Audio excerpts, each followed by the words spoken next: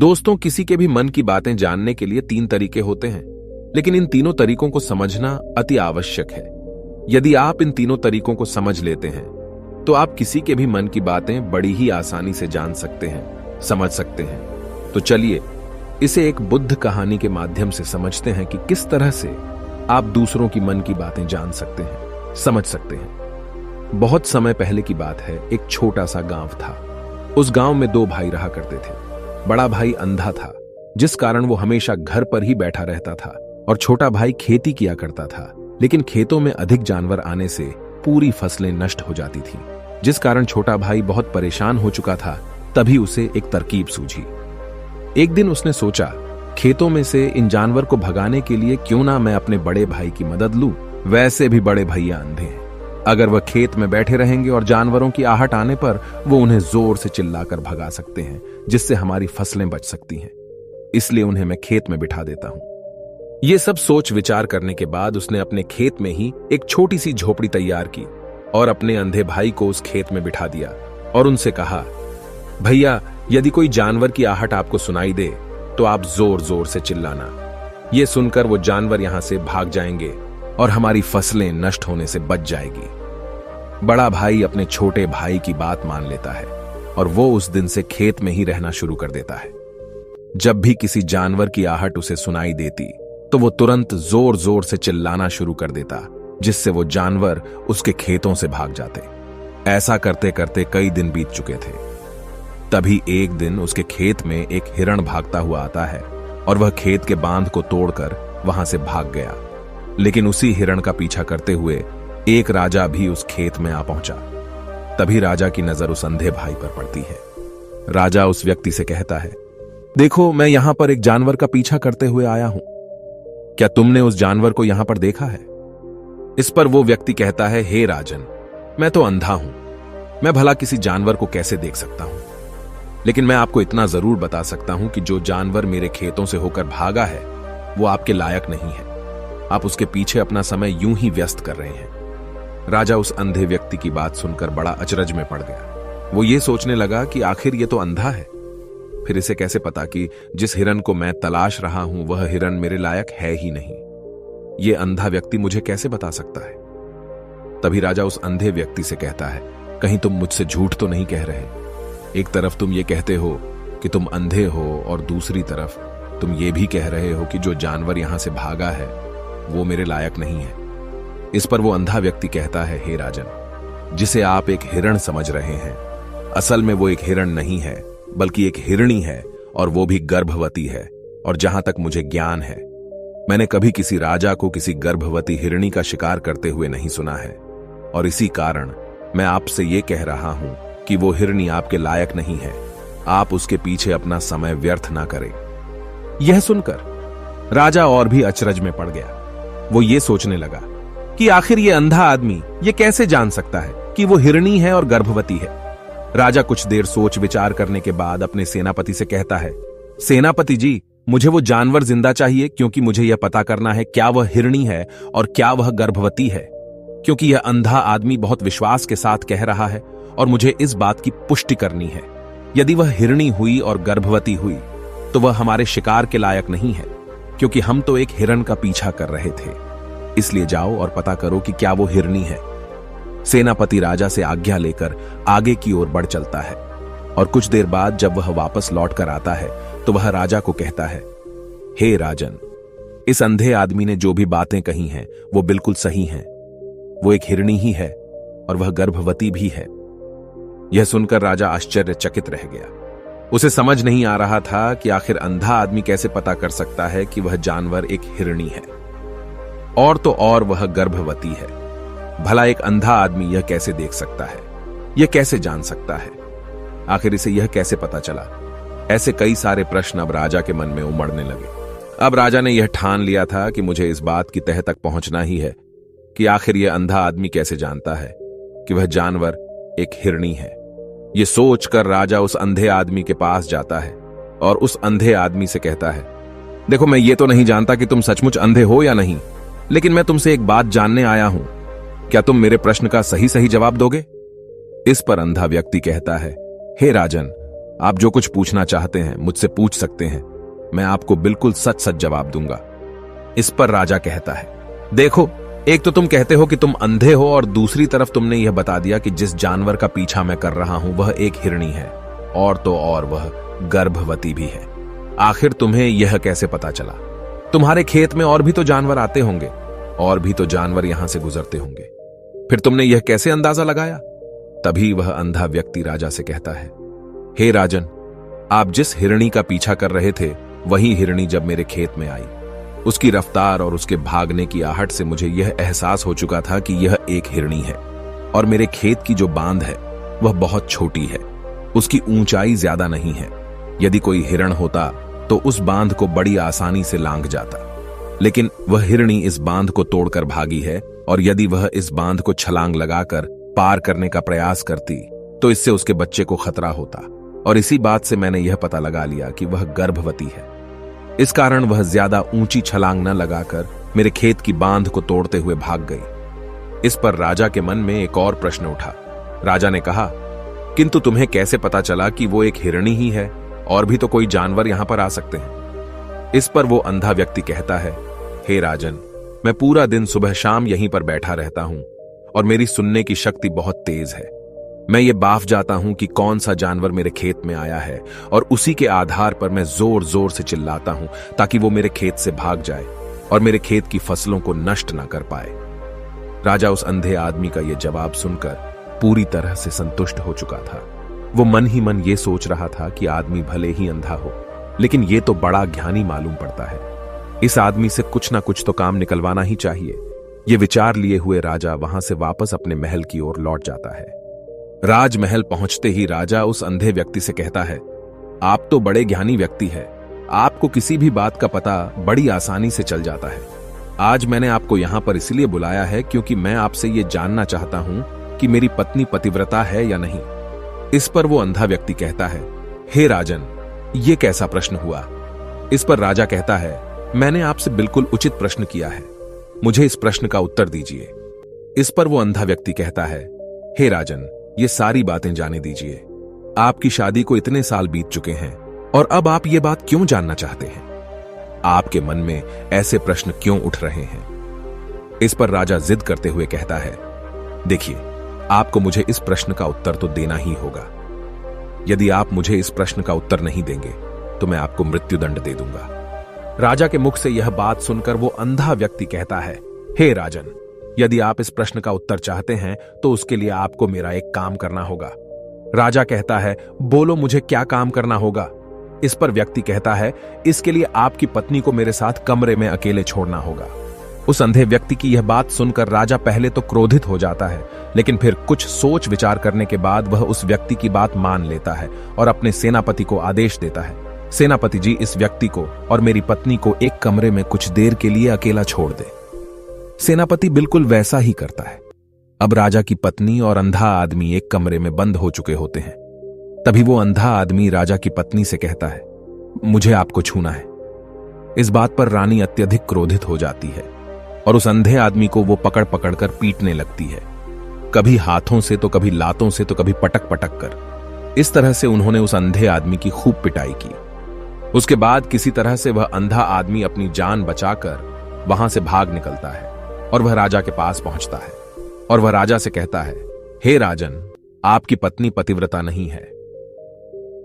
यह बात सुनकर राजा अत्यधिक क्रोधित हो उठता है और राजा अपनी तलवार निकालकर सीधा अपनी पत्नी की ओर जाता है और क्रोधित होकर वह अपनी रानी से कहता है, रानी जी, आज मैं जो भी सवाल आपसे करने वाला हूं उसका मुझे सच सच जवाब दीजिएगा, और यदि आपने एक शब्द भी झूठ कहा तो मैं आपका अभी के अभी सर धड़ से अलग कर दूंगा। तभी आगे वह राजा कहता है, मुझे बताइए, क्या आप पतिव्रता हैं या नहीं? इस पर रानी कहती है, हे राजन, आप भले ही मुझे जान से मरवा दीजिए, लेकिन मैं पतिव्रता नहीं हूं। राजा यह बात सुनकर बहुत खुश हुआ, क्योंकि उस अंधे आदमी ने जो भी कहा था वह बिल्कुल सच था। यह बात सुनकर तुरंत ही राजा उस आदमी के पास पहुंचता है और आकर उस अंधे आदमी से कहता है, तुम्हें कैसे पता चला कि मेरी पत्नी पतिव्रता नहीं है? इस पर वह अंधा आदमी कहता है, हे राजन, बड़ी सीधी सी बात है। मैंने तो आपकी पत्नी से बस इतना ही कहा था कि मुझे आपको छूना है, और इस बात पर वह इतना क्रोधित हो उठी कि उन्होंने गुस्से में आकर मुझे लात घूंसों से पीटना शुरू कर दिया। और भला कोई औरत किसी और मर्द को कैसे छू सकती है, लेकिन उन्होंने न आव देखा न ताव, बस लात घूंसे मुझ पर बरसाने शुरू कर दिए। वह भी तो एक छूना ही हुआ, और एक पतिव्रता नारी कभी भी पराये मर्द को नहीं छूती। जब मैंने उसे छूने के लिए कहा था तो वह उस वक्त मुझे मना कर सकती थी, लेकिन उन्होंने तो मुझे पीटना शुरू कर दिया और देखते ही देखते उन्होंने मेरे पूरे शरीर को छू लिया।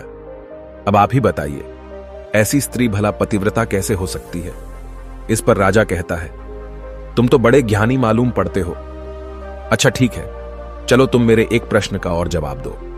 यदि तुमने मुझे इस प्रश्न का सही सही जवाब दे दिया तो मैं तुम्हें यहां से जाने दूंगा।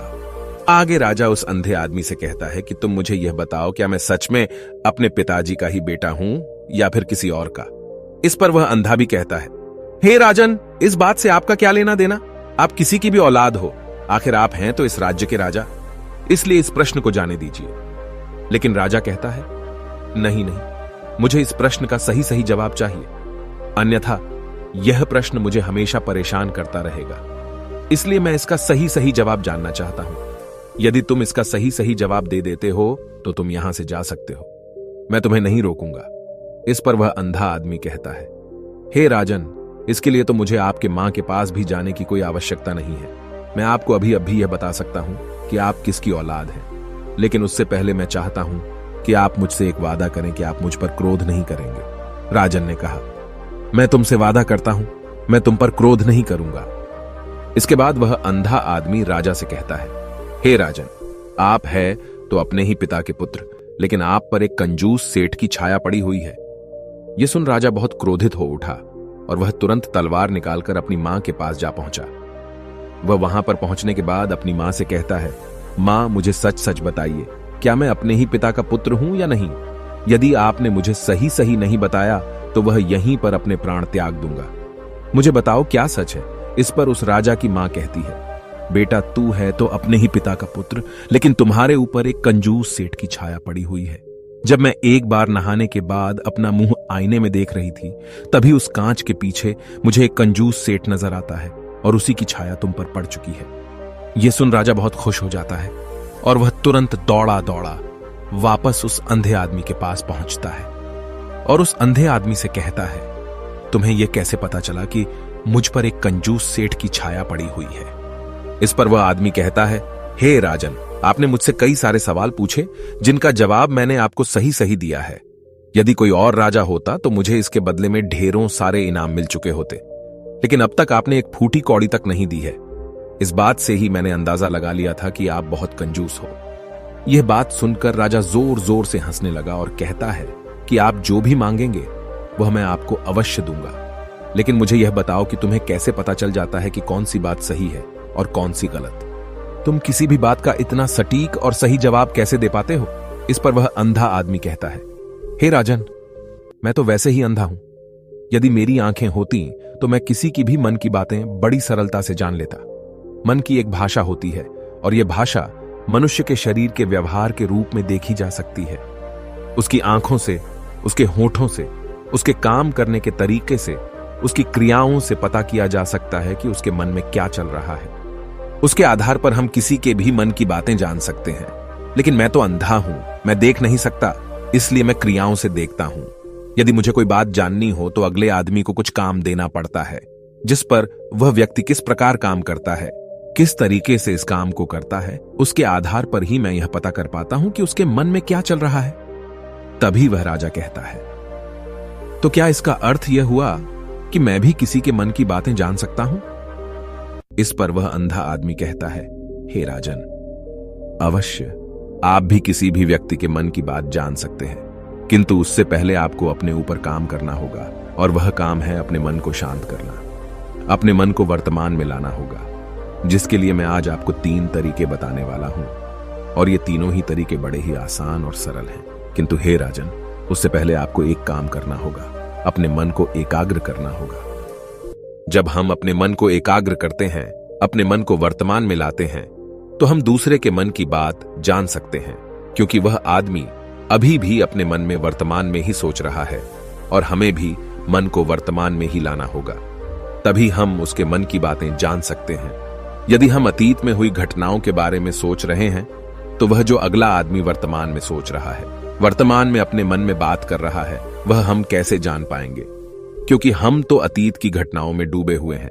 इसलिए किसी के भी मन की बात जानने के लिए सबसे पहले हमें हमारे मन को एकाग्र करना होगा, उसे वर्तमान में लाना होगा। आगे वह व्यक्ति राजा से कहता है, हे राजन, जो 3 तरीके मैं आपको बताने वाला हूं, इन 3 तरीकों से बड़ी आसानी से किसी के भी मन की बातें जान सकते हैं। उसके बाद वह अंधा आदमी राजा से कहता है, हे राजन, जो सबसे पहला तरीका है वह है आंखों पर ध्यान देना।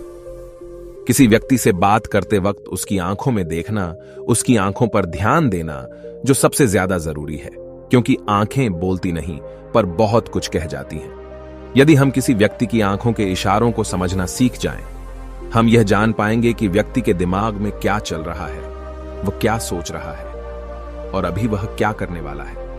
मेरे पास आंखें नहीं हैं, लेकिन मैंने अपने गुरु से यह विद्या सीखी है, क्योंकि बहुत सालों पहले मेरे पास आंखें थीं और मैं उस वक्त लोगों के मन की बातें केवल उनकी आंखों से ही जान लेता था। इसलिए यदि आप भी दूसरों की मन की बातें जानना चाहते हैं तो आपको भी उनकी आंखों पर गौर करना चाहिए, जैसे कि उनका आकार कैसा है, वह कब, कहां और किधर देख रहे हैं। यदि उसकी आंखें यहां वहां घूम रही हैं, जब आप उससे बातें कर रहे हैं तो वहां वह इधर उधर मोड़ रहा है, कभी ऊपर तो कभी नीचे या कभी आसपास, या फिर उसकी आंखें खुश नजर आ रही हैं या फिर आंखें निराश नजर आ रही हैं, जैसे कि चोर होता है। उसकी आंखों में जब हम देखते हैं तो हमें यह पता चलता है कि अगले आदमी ने कोई गलती की है। ठीक उसी प्रकार जब हम किसी चालाक व्यक्ति की आंखों में देखते हैं तो आपको पता चलेगा कि उसकी आंखों में एक भाषा होती है, एक बहुत ही सीधा और आसान तरीका होता है। यदि आपको यह पता लगाना है कि सामने वाला व्यक्ति आपसे झूठ कह रहा है या फिर सही, तो आपको उसकी आंखों पर ध्यान देना अति आवश्यक है। यदि आपसे बात करते वक्त वह व्यक्ति अपनी आंखें यहां वहां घुमा रहा है, ऊपर नीचे, इधर उधर, दाएं बाएं, हर जगह देख रहा है, तो इसका अर्थ यह हुआ कि वह उस बात से निकलने का कोई रास्ता ढूंढ रहा है, वह कोई झूठ बना रहा है। यदि सामने वाला व्यक्ति आपसे कुछ झूठ कहने का प्रयास कर रहा है तो वह आपसे नजर नहीं मिलाएगा। वह यहां वहां देखेगा, ऊपर नीचे देखेगा, लेकिन वह आपकी आंखों में आंखें डालकर कभी नहीं देख पाएगा, क्योंकि उसे डर है कि यदि उसने आपकी आंखों में आंखें डालकर देखी तो उसका झूठ पकड़ा जाएगा और लोगों को सच्चाई का पता चल जाएगा। और इसी प्रकार कुछ और भी भाषाएं होती हैं। जब आप किसी की आंखों में आंखें डालकर यह देखना शुरू कर देंगे कि उसके हाव भाव क्या है, ठीक उसी प्रकार चेहरे के हाव भाव होते हैं, जिससे हम मन की बातें बड़ी आसानी से समझ सकते हैं और इन्हें भी समझना बहुत जरूरी है। कभी कभी कोई व्यक्ति अपने चेहरे से जैसे आंख, होंठ और बहुत से कुछ अलग अलग व्यवहार करता है। यदि आप किसी व्यक्ति के चेहरे में गौर करेंगे तो आप आसानी से समझ पाएंगे कि वह व्यक्ति निराश है, जब व्यक्ति बहुत उदास है, या फिर वह बहुत खुश है, या फिर उसे कोई बहुत बड़ा दुख है। वह अपने अंदर क्या महसूस कर रहा है, ये सारी बातें हम उसके चेहरे के हाव भाव से पता कर सकते हैं। फिर चाहे इंसान जुबान से कुछ बोले या ना बोले, लेकिन आप उसके चेहरे से सब कुछ पता कर सकते हैं। आगे व्यक्ति राजा से तीसरा तरीका बताते हुए कहता है, हे राजन, इसी प्रकार तीसरी भाषा भी है, अर्थात तीसरा तरीका भी है, और वह है हाथों के इशारे और शरीर का व्यवहार। मन की बात समझने के लिए हमें हाथ के इशारे और शरीर के व्यवहार को समझना बहुत आवश्यक है।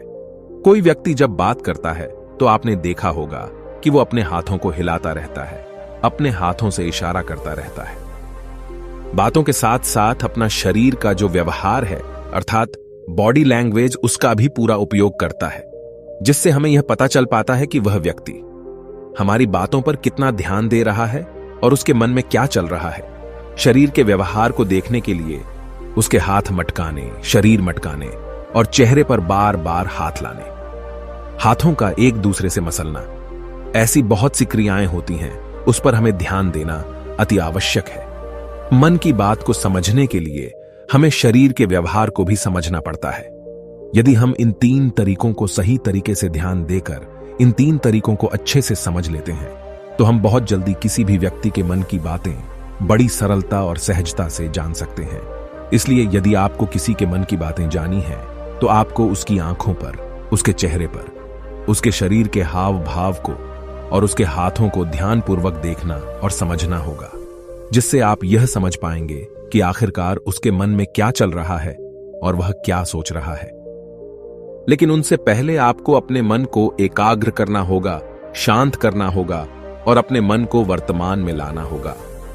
तभी आप उस व्यक्ति की इन सभी क्रियाओं पर ध्यान दे पाएंगे, उन्हें समझ पाएंगे। अन्यथा आप यदि अतीत की घटनाओं में व्यस्त हैं, भविष्य की योजनाओं में व्यस्त हैं, तो आप उस व्यक्ति के हाव भाव पर कभी ध्यान ही नहीं पाएंगे और न ही आप कभी यह समझ पाएंगे कि आखिर उस व्यक्ति के मन में क्या चल रहा है, वह क्या सोच रहा है। आपने देखा होगा कि ऐसे कई बड़े संत महात्मा हैं जो बड़ी ही शांति से आपको देखते हैं और आपको देखकर ही ये बता देते हैं कि आपके मन में क्या चल रहा है, आप उनसे क्या जानने आए हैं। और इसका सबसे बड़ा प्रमुख कारण यही है कि वह आपको पढ़ सकते हैं, आपको समझ सकते हैं, आपकी मन की बातें जान सकते हैं, क्योंकि उनका मन एकाग्र है, शांत है। और यही कारण है कि वह आपके मन की बातें बड़ी सरलता से समझ जाते हैं। यदि आपने अब तक पूरी कहानी को सुना है तो मैं आपसे एक छोटा सा अनुरोध करना चाहता हूं। कृपया इस चैनल को सब्सक्राइब करें ताकि मैं आपके लिए और भी ऐसी ही ज्ञान से भरपूर कहानियां लेकर आ सकूं। नमो बुद्धाय। मिलते हैं एक नई कहानी के साथ अगली वीडियो में।